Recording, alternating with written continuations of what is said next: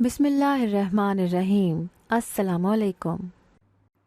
मैं बहुत डर रही थी क्योंकि जो कदम मैं उठाने जा रही थी अगर किसी को पता चल जाता तो ख़ानदान में बदनामी भी होती और ताल्लुकात भी ख़राब होते। आज मेरे भतीजे की शादी थी और उसकी शेरवानी के साथ एक ख़त पड़ा मिला कि फुफ्फो मेरी जगह ये शेरवानी पहनकर सहरा बांधकर दुल्हा बन जाओ। मैं इस वक्त एक ज़रूरी काम में उलझा हुआ हूँ, जल्द आने की कोशिश करूँगा। उसकी चिट्ठी पढ़कर मेरे रोंगटे खड़े हो गए कि अब मैं क्या करूं। अगर किसी को बता देती तो बहुत हंगामा मचता। खानदान की इज्जत बचाने का एक ही हल था कि मैं अपने भतीजे की जगह खुद दुल्हा बन जाती और उसके जल्द अज जल्द वापस आने का इंतज़ार करती, और जैसे ही वो वापस आता उसको उसकी असल जगह बिठा देती। सब घर वाले मैरिज हॉल पहुंच चुके थे और मुझे सबके फ़ोन पर फ़ोन आ रहे थे कि दुल्हन पहुंच चुकी है, अभी तक दुल्हा क्यों नहीं आया। मैंने भतीजे को फ़ोन करने की बहुत कोशिश की मगर उसका फ़ोन बंद जा रहा था।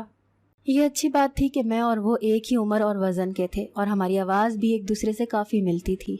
लोगों को लगता था कि हम जुड़वा बहन भाई हैं और जब हम बताते कि हम फुफ्फो भतीजे हैं तो वो हैरान रह जाते थे। मैंने जल्दी से शेरवानी पहनी और सर पर सहरा बांधकर मैरिज हॉल पहुंच गई। ये सब करते हुए मेरा दिल सूखे पत्ते की मानंद लरज़ रहा था कि अगर किसी ने मेरा सहरा उठा दिया तब क्या होगा। मुझे देखकर सबके चेहरों पर सुकून फैल गया।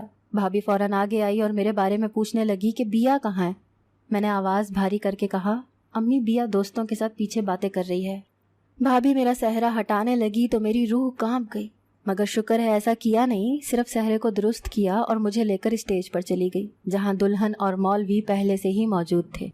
मेरे बैठते ही निकाह शुरू होने लगा तो मेरे हाथ पाँव फूलने लगे।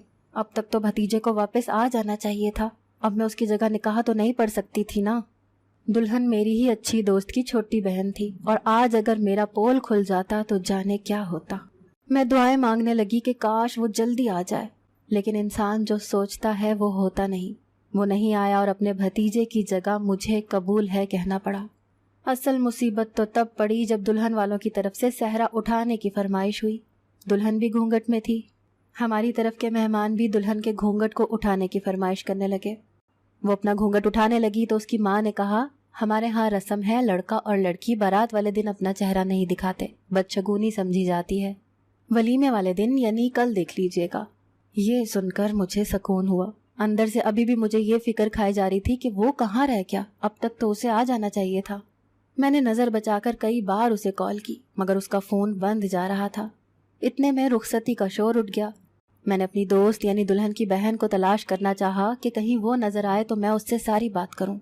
मुझे यकीन था कि वो मेरी बात समझ लेगी, मगर शायद वो मेहमानों में मसरूफ़ थी, कहीं नज़र नहीं आई। हम घर वापस आ गए और मुझे पक्का यकीन था कि भाभी ने अपने बेटे का सहरा उतरवा देना है और अगर सहरे के नीचे से मैं निकलती तो फिर तूफान आ जाता। मैंने सोच लिया कि मुझे क्या करना है। मुझे पहली ही फुर्सत में दुल्हन को सब बता देना चाहिए था। मैंने ड्राइवर को तेज़ गाड़ी चलाने का कहा और सबसे पहले घर पहुंच गया।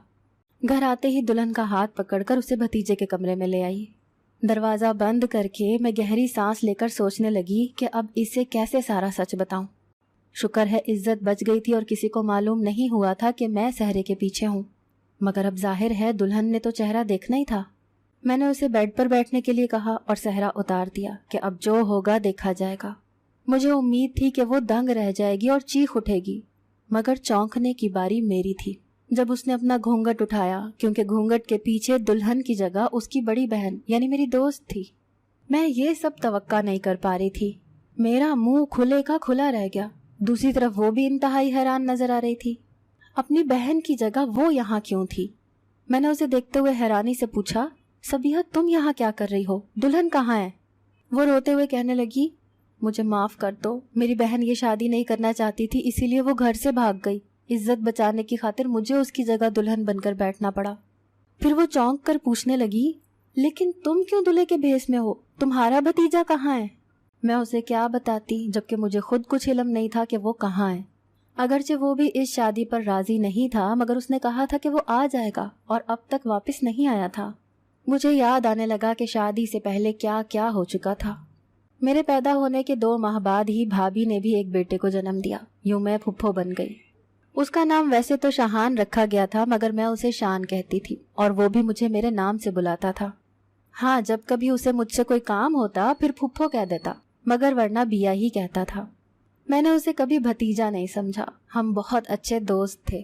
وہ مجھ سے بہت پیار کرتا تھا اور میری ہر ضرورت کا خیال رکھتا تھا۔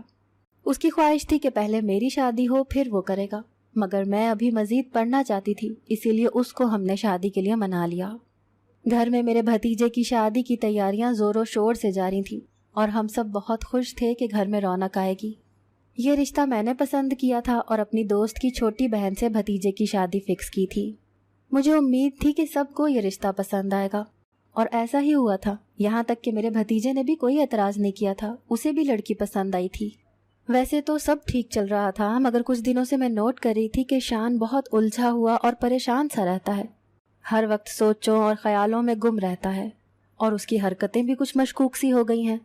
وہ زیادہ تر وقت اپنے کمرے میں گزارنے لگا تھا، کبھی کبھی گھر سے باہر جاتا تو جیسے واپس آنا ہی بھول جاتا اور اسے فون کر کے گھر بلانا پڑتا۔ یہ سب مجھے بہت عجیب محسوس ہو رہا تھا۔ مجھے شادی کی تیاریوں میں اس کے پاس بیٹھنے کا وقت ہی نہیں مل رہا تھا، ورنہ میں اس سے پوچھتی کہ کیا مسئلہ ہے۔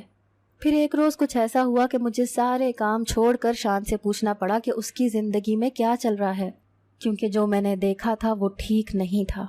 اس دن بازار سے واپسی پر ہم ایک ریسٹورنٹ کھانا کھانے چلے گئے تو وہاں میں نے اس کو ایک لڑکی کے ساتھ دیکھا۔ لڑکی رو رہی تھی اور وہ اس کے ہاتھ تھامے اس کو چپ کروا رہا تھا۔ میں نے بھابھی کو بتانا مناسب نہ سمجھا اور ان کو لے کر وہاں سے آ گئی کہ کہیں وہ منظر بھی وہ نہ دیکھ لیں۔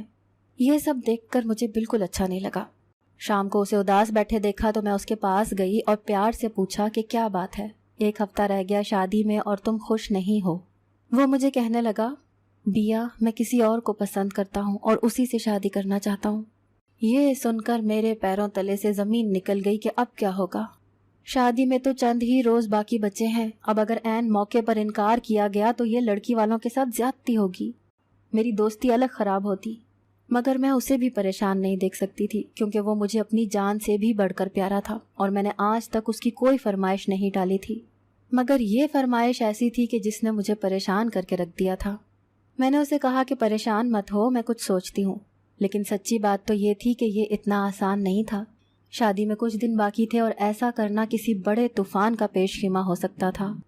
2 دن بعد شان نے مجھے پوچھا کہ میں نے کیا سوچا، مگر میں کوئی جواب نہیں دے پائی کیونکہ میرے اندر گھر والوں سے بات کرنے کی ہمت نہیں تھی۔ میں نے کہا کہ تم اس لڑکی کو بھی سمجھاؤ اور خود بھی اس بات کو سمجھ لو کہ اب تمہاری شادی نہیں رک سکتی۔ مجھے لگا وہ چیخے گا، چلائے گا، مگر وہ چپ چاپ وہاں سے چلا گیا۔ مہندی کی رات وہ بہت خوش بھی لگ رہا تھا، مجھے ڈر تھا کہ اس کے دماغ میں کچھ الٹا سیدھا نہ چل رہا ہو۔ رات کو جب سب سو گئے تو میں نے اسے گھر سے باہر جاتے دیکھا۔ میں بھی اس کے پیچھے پیچھے گئی تو وہ اسی لڑکی سے بات کر رہا تھا جو اس دن ریسٹورنٹ میں تھی۔ تھوڑی دیر بات کرنے کے بعد شان گھر کے اندر چلا گیا، مگر میں اس لڑکی کے پیچھے گئی اور اسے آواز دے کر روک لیا۔ میں اسے سمجھانا چاہتی تھی کہ اب میرے بھتیجے کی جان چھوڑ دے، اس کی شادی ہونے والی ہے۔ مگر جب اس نے بتایا کہ وہ شان کی گرل فرینڈ نہیں ہے بلکہ اس کے دوست کی بہن ہے تو مجھے بہت حیرانی ہوئی۔ جب میں نے اس سے پوچھا کہ پھر وہ اس طرح چوری چوری کیوں مل رہی تھی تو وہ گھبرا گئی اور کوئی جواب دیے بنا چلی گئی۔ یہ سب مجھے بہت عجیب لگ رہا تھا، کچھ تو الگ اور غلط ہونے کا احساس تھا جو مجھے چین نہیں لینے دے رہا تھا۔ بارات کا فنکشن اگلی رات کا تھا، اسی لیے میں اپنے کمرے میں جا کر سو گئی۔ ابھی سوتے ہوئے کچھ ہی دیر گزری تھی کہ اچانک مجھے ایسا لگا کہ کوئی کمرے میں داخل ہوا ہے۔ میں نے چونک کر آنکھیں کھولی تو شان کو اپنے کمرے میں رات کے اس پہر مجھے دیکھ کر حیرانی ہوئی۔ وہ کبھی رات کے اس پہر میرے کمرے میں نہیں آیا تھا۔ مجھے ایک دم ڈر لگا اور میں چیخنے ہی لگی تھی کہ اس نے میرے منہ پر ہاتھ رکھ دیا اور مجھے کہنے لگا، بیا میں آپ کا بھتیجا ہوں، آپ میرے بارے میں کچھ غلط مت سوچیں، میں آپ سے بہت ضروری بات کرنے آیا ہوں۔ میں نے غصے سے کہا، کہو کیا بات کرنی ہے؟ وہ کہنے لگا، میں یہ شادی نہیں کر سکتا، پلیز بات کو سمجھیں، میں ابھی جا رہا ہوں، کل اسی وقت واپس آ جاؤں گا، میری غیر موجودگی میں معاملے کو سنبھال لیجیے گا۔ میں اسے روکتی رہ گئی مگر وہ چلا گیا۔ میں سر تھام کر رہ گئی کہ اب کیا ہوگا۔ اگلے دن میں نے بڑی مشکل سے سب کو مطمئن کیا اور کہا کہ اس کے دوست کا ایکسیڈنٹ ہو گیا تھا، اس نے کہا ہے کہ سب میرج ہال جائیں، وہ وہیں آ جائے گا۔ سب چلے گئے اور میں اکیلی اس کا انتظار کرنے لگی۔ تھک ہار کر اس کے کمرے میں گئی تو شیروانی کے ساتھ ایک چٹھی پڑی تھی۔ پھر میں نے وہی کیا جو اس نے کہا تھا۔ میں نے شروع سے ساری تفصیل اپنی دوست کو بتائی کہ کیسے میں دلہے کی جگہ ہوں اور کیوں ہوں۔ وہ سن کر کہنے لگی، مجھے لگتا ہے تمہارا بھتیجا اسی لڑکی کے ساتھ بھاگ گیا ہے جس کو وہ پسند کرتا تھا۔ میں نے کہا نہیں، وہ بھاگا نہیں ہے، اس نے مجھ سے کبھی جھوٹا وعدہ نہیں کیا، وہ ضرور کسی مصیبت میں ہے ورنہ وہ آ جاتا، مگر اس نے کچھ بتایا بھی تو نہیں ہے کہ وہ گیا کہاں، ورنہ میں اسے تلاش کرنے ہی نکل جاتی۔ میری دوست کہنے لگی بیا ایسا کرتے ہیں اس کے کمرے کی تلاشی لیتے ہیں، ہو سکتا ہے کچھ نہ کچھ سراغ مل جائے۔ ہم دونوں نے مل کر سارا کمرہ چھان مارا لیکن کچھ بھی ایسا نہ ملا جس کی بنا پر کوئی ثبوت ملتا۔ اب سوائے انتظار کرنے کے اور کوئی حل نہیں تھا۔ اتنے میں نیچے سے مہمانوں کی آوازیں آنے لگیں۔ میں جلدی سے کپڑے بدل کر نیچے بھاگی اور جا کر سب کو کہہ دیا کہ دلہا اور دلہن تھکے ہوئے تھے، اسی لیے بغیر کوئی رسم کیے وہ کمرے میں جا چکے ہیں، لہٰذا انہیں کوئی تنگ نہ کرے۔ پھر میں نے اپنی دوست کو کہا کہ میرا خیال ہے تم بھی اب اپنے گھر جاؤ۔ اسے بھیجنے کے بعد میں اپنے کمرے میں آ گئی۔ شان کے بارے میں سوچتے سوچتے کب میری آنکھ لگ گئی مجھے علم ہی نہ ہوا۔ آنکھ تب کھلی جب بھابھی میرے دروازے پر دستک دے کر ناشتے کے لیے بلا رہی تھی۔ مجھے ایک دم یاد آیا کہ رات کو کیا ہوا تھا۔ مجھے اٹھانے کے بعد یقیناً بھابھی اب شان اور اس کی بیوی کو اٹھانے اس کے کمرے میں جاتی، اور کمرے میں تو کوئی تھا ہی نہیں۔ پتہ نہیں میں نے دروازہ بند کیا بھی تھا یا نہیں۔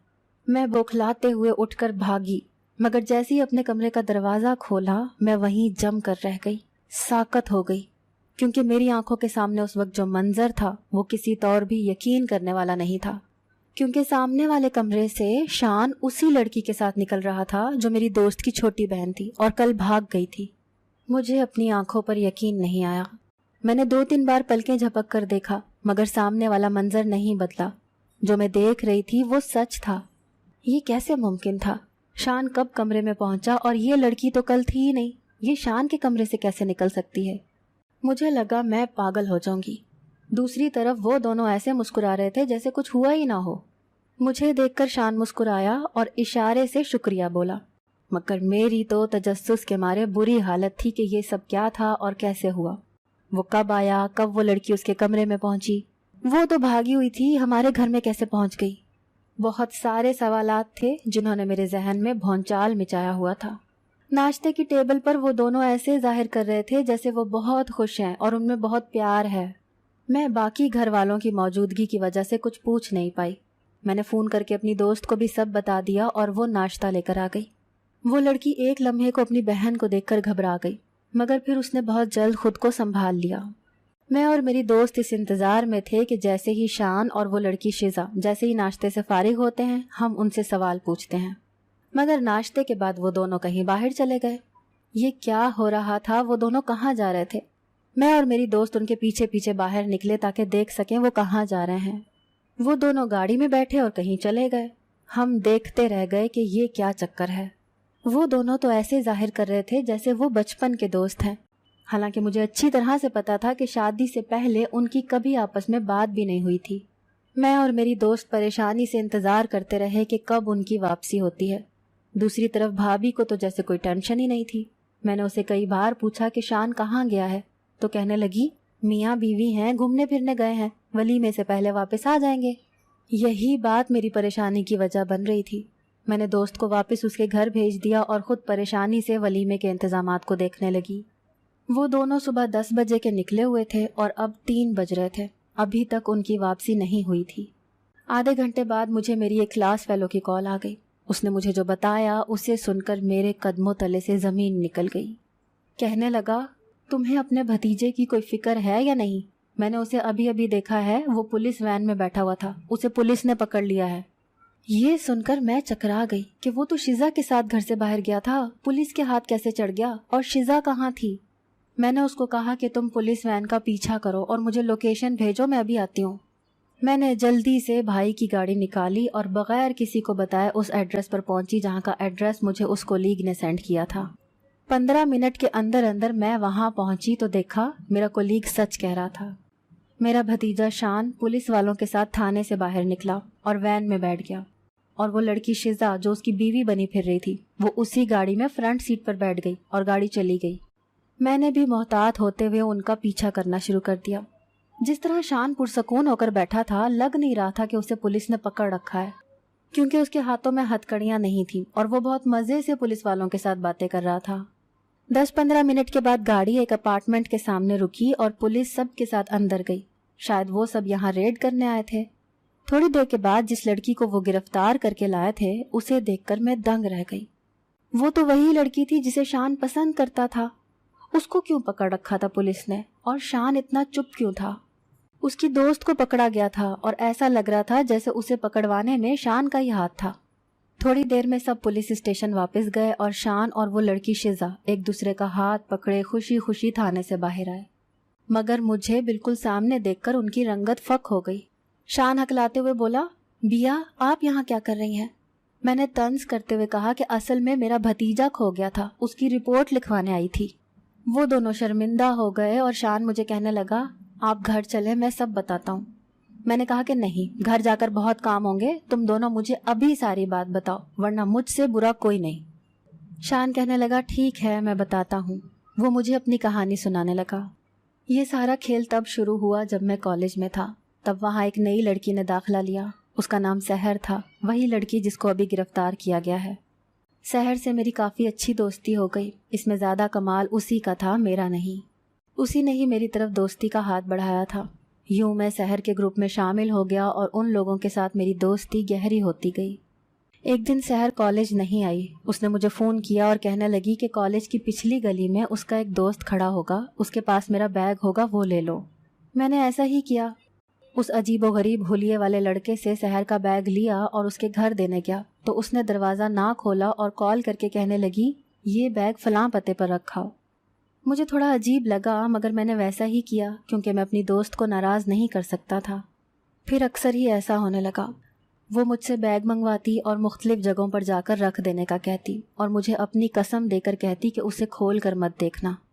تب تک میں کالج سے فری ہو چکا تھا لیکن پھر بھی اس کے کام آتا رہتا تھا. پھر ایک دن مجھے شک اور تجسس ہوا کہ اس بیگ میں کیا ہے، اسی لیے میں نے راستے میں اس بیگ کو کھول کر دیکھ لیا اور میرے ہوش اڑ گئے کیونکہ اس میں سفید چھوٹے چھوٹے سے پیکٹ تھے جن کو دیکھ کر میں سمجھ گیا کہ سحر اور اس کے ساتھ ہی غلط کام میں ملوث ہیں اور جانے انجانے میں بھی شامل ہو گیا ہوں. اس دوران میری شادی طے ہو گئی مگر میں پہلے خود کو اس معاملے سے نکالنا چاہتا تھا اور پھر شادی کرنا چاہتا تھا. اسی لیے آپ کو جھوٹ کہا کہ کسی اور کو پسند کرتا ہوں. اس دن میں سحر سے 2 ٹوک بات کر رہا تھا ریسٹورنٹ میں اور وہ روتے ہوئے مجھے کہہ رہی تھی کہ اس کا کوئی قصور نہیں ہے. پھر میری مہندی کی رات اس نے مجھے دھمکی دی کہ میں کل ان کا سامان جا کر ایک خاص جگہ پہنچاؤں ورنہ وہ مجھے پولیس کے حوالے کر دیں گے.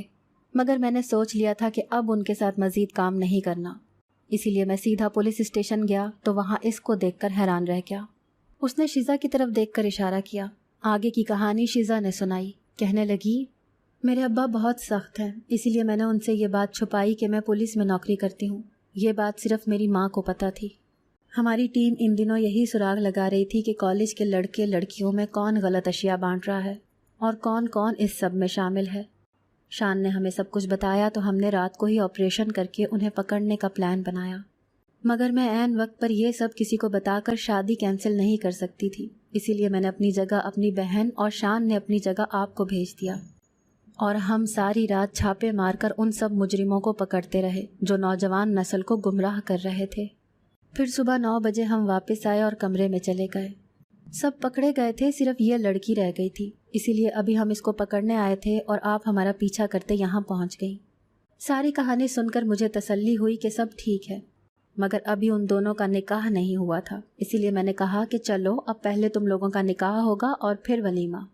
ہم میں سے کسی کو شزا کی پولیس کی نوکری پر اعتراض نہیں تھا اور یوں ایک ہنسی خوشی والی نئی زندگی کا آغاز ہوا. اگر آپ کو آج کی ہماری کہانی پسند آئی ہے تو اسے لائک کیجیے اور اپنے پیاروں کے ساتھ شیئر کیجیے. اور ہاں، اگر ابھی تک آپ نے ہمارا چینل سبسکرائب نہیں کیا تو ضرور کیجیے. ملتے ہیں کل ایک نئی اور دلچسپ کہانی کے ساتھ. تب تک کے لیے اللہ حافظ.